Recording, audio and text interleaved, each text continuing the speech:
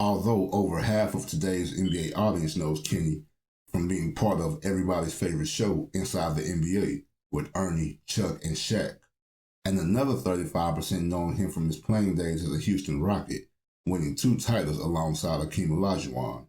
There's not many fans today that would ever describe Kenny Smith as a hot flyer. But Sacramento King Kenny Smith says, know your history. Before the back-to-back titles, before the Game 7 victory versus the New York Knicks, and before helping Houston sweep Shaq, Penny, and Orlando in '95, Kenny the Jet Smith was worthy of his nickname. The 1990 dunk contest featured the 1985 winner Dominique Wilkins, the 1989 winner Kenny Skywalker, rising star Scottie Pippen, and the ridiculous dunker Shawn Kemp, along with Anglo-American sweetheart Rex Chapman.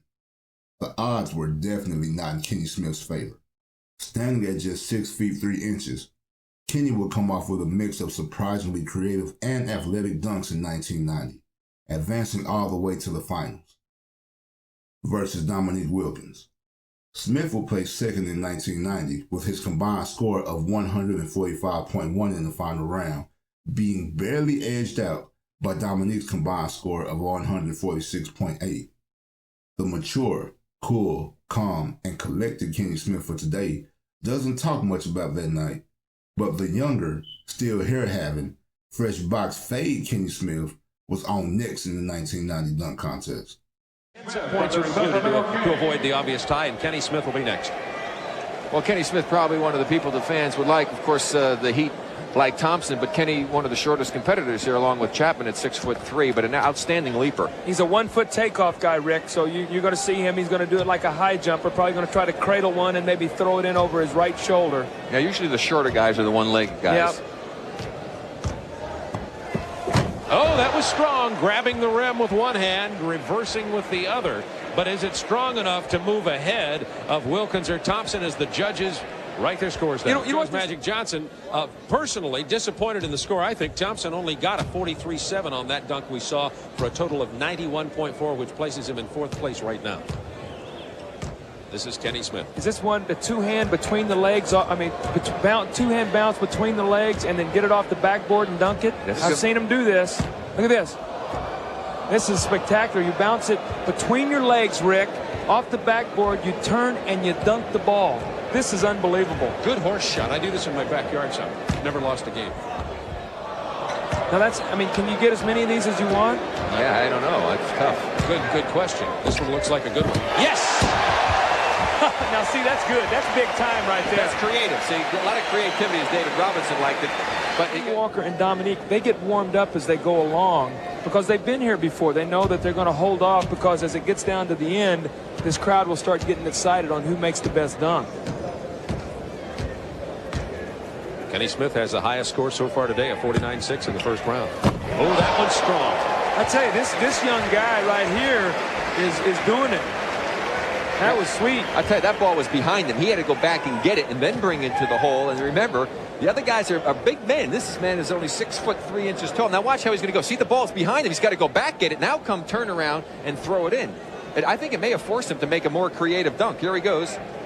Behind. I like his finish here. Watch him as he comes down. He pirouettes, and after he comes down, he bounces up, throws his arms in the air like he's a gymnast. What's my score?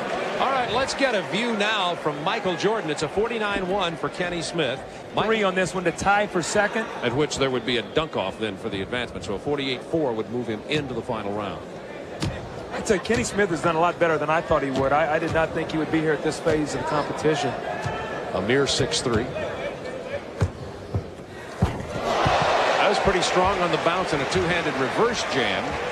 But will the style get him enough from the judges? I got a feeling he might not make it.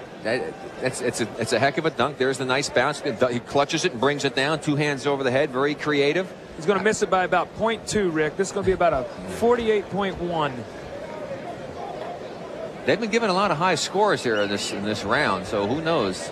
49. Whoa, 49. That means he got into the final. 98.3, and that means the championship round will be Dominique Wilkins and Kenny Smith. Some class shown there by Kenny Walker. Obviously disappointed. He's the defending champion, didn't make it to the finals, but he gave great credit to Kenny Smith from Sacramento at 6'3". There are 3 dunks in the final round with 1 replacement dunk, and Kenny Smith will go first as Dominique won the flip and elected to go second.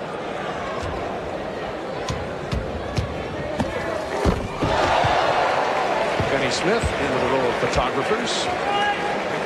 Of course, not a lot of power, stepped way inside. Again, at 6'3", you can't expect too much from him, but I tell you, his creativity is what's got him into the finals. Just a nice little run off the 1 foot, about 1.5 to 2 feet inside. Very nice, but nothing spectacular about it. Kicked the legs up, which was good, but then hard to get the power when you're that size and jumping from that far out.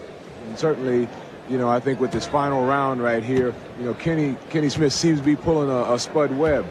Catching everybody by surprise, because he certainly wasn't one of the favorites. All right, well, you talked about him. Keep talking about Kenny Smith right now. Well, what he's doing right now is just showing creativity, and he's done a lot of timing dunks, and he's been nailing them. And I think he's probably even surprising Dominique. Look at Dominique, man. He's like, well, what is that? I remember when Spud did that to him. He's like, what are you doing? You're not supposed to do that. I'm Dominique, right? Well, you know, everyone has had their favorites in this contest, and it looks like Kenny Smith has pushed ahead. We'll see what the judges do for him, Doc. All right, let's go back to Bob and Rick and Doug Collins. Okay, thank you, Steve Jones. First of all, Dominique got a 47.9 on his dunk prior to this one, and now on 49.8 for Kenny Smith. We're down to the wire. Let's go back to Bob Neal. Thank you, Kenny Smith, now for his 3rd dunk. A lob again.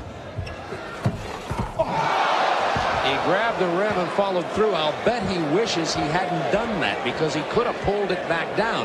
Now he does have a replacement dunk remaining, so he may choose to do that as a replacement dunk. It looks like his right hand is sore. Now, does he know that he can get a replacement dunk even though he made that?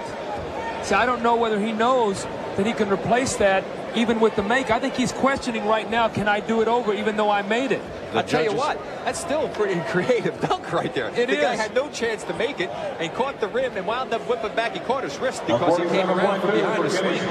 Getting a ruling from the NBA on this is Kenny Smith. Looks like his wrist is hurting right now. Still no word on it. They say he cannot replace it. The dunk has to miss for you to be able to replace it, so that will count. And he got a 47.2 on it for a total of 145.1.